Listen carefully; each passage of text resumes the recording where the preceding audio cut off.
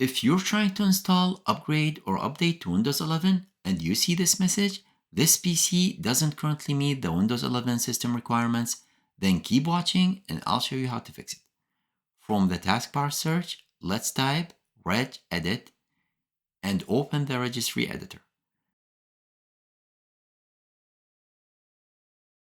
Now let's copy this path from the video's descriptions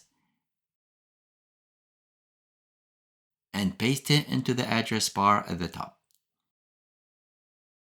And hit enter. Next, let's copy the registry string also listed in the descriptions. Right-click on an empty space in the right pane. Select New, then choose dword 32-bit value. Paste that name you copied earlier, then double-click on it and set the value to 1.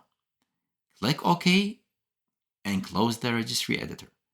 And restart your PC for the changes to take effect.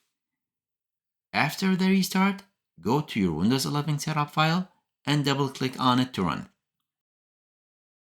This time, it should start without any issues.